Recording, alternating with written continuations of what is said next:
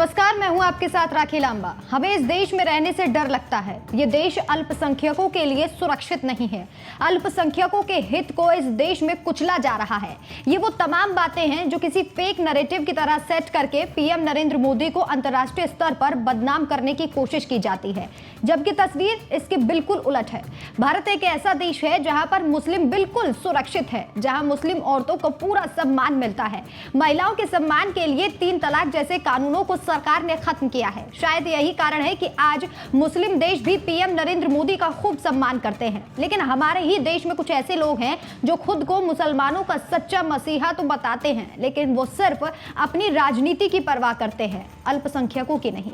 केंद्र सरकार ने हमेशा मुसलमानों के हित की चिंता की है। इसका एक और उदाहरण सामने आ गया है, जहां एक बार फिर से मुसलमानों के गुहार पर केंद्र सरकार ने तगड़ा एक्शन लिया है और केंद्र सरकार ने इस पर कड़े आदेश दे दिए हैं।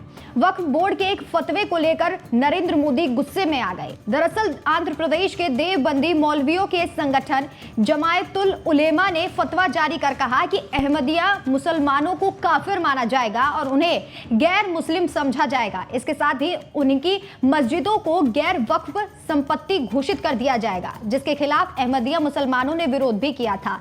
विरोध प्रदर्शन के बाद अहमदिया समुदाय का एक प्रतिनिधि मंडल गुरुवार को केंद्रीय मंत्रालय पहुंचा था। डेलीगेशन ने कहा था कुछ राज्यों में वक्फ बोर्ड अहमदिया समुदाय का विरोध कर रहा है और अवैध प्रस्ताव पारित कर रहे हैं। आंध्र प्रदेश वक्फ बोर्ड ने एक प्रस्ताव पारित कर पूरे अहमदिया समुदाय को गैर मुस्लिम घोषित कर दिया है, जिसे हाई कोर्ट में चुनौती दी गई है। जैसे ही फरियाद मोदी के पास पहुंची, पीएम नरेंद्र मोदी ने आदेश दे दिए कि किसी भी राज्य में वक्फ बोर्ड को मुसलमानों में अहमदिया संप्रदाय के लोगों को काफिर या गैर मुस्लिम कहने का कोई अधिकार नहीं है और ना ही उनकी मस्जिदों को गैर वक्फ संपत्ति घोषित किया जा सकता है।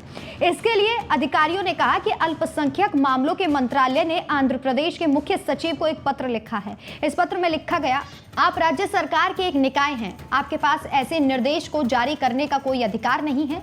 आंध्र प्रदेश वक्फ बोर्ड का प्रस्ताव बड़े पैमाने पर अहमदिया समुदाय के खिलाफ घृणा को दिखाता है। वक्फ बोर्ड के पास अहमदिया सहित किसी भी समुदाय की धार्मिक पहचान निर्धारित करने का कोई अधिकार नहीं। मंत्रालय ने राज्य के मुख्य सचिव को इस मामले में दखल देने और जल्द से जल्द एक रिपोर्ट सौंपने के लिए भी कहा।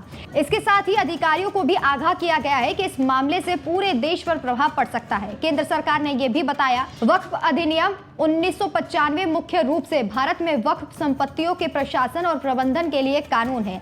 राज्य वक्फ बोर्डों को ऐसी कोई घोषणा करने का कोई अधिकार नहीं दिया गया। वैसे ये मामला अब का नहीं है, इसकी शुरुआत जो है वो साल 2012 से हो गई थी। इस पूरे मामले की शुरुआत साल 2012 में हुई। आंध्र प्रदेश वक्फ बोर्ड ने अहमदिया को गैर मुस्लिम घोषित करने के लिए एक प्रस्ताव पारित किया था। वक्फ बोर्ड के इस फैसले को आंध्र प्रदेश हाईकोर्ट में चुनौती दी गई।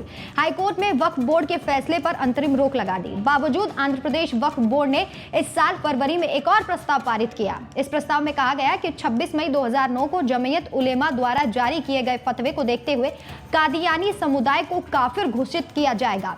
ये मुस्लिम नहीं है। आपको बता दें कि अहमदिया मुसलमानों को कादियानी भी कहा जाता है। गौर देने वाली बात है कि जिन्हें लेकर यह फतवा जारी किया गया है, आखिर वो अहमदिया मुस्लिम होते कौन हैं?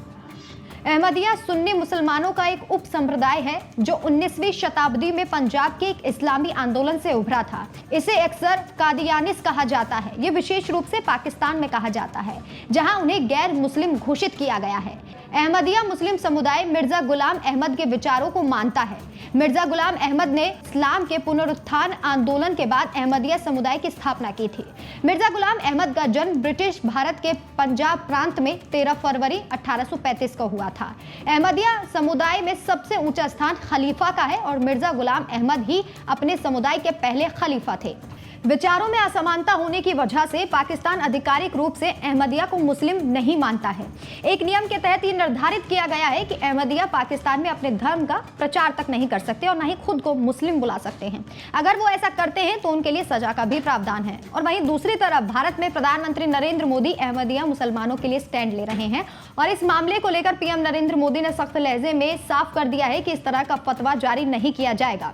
क्या अभी भी पीएम नरेंद्र मोदी को लोग मुस्लिम विरोधी ही कहेंगे? आपकी इस खबर पर क्या राय है, हमें कमेंट करके जरूर बताएं। नमस्कार।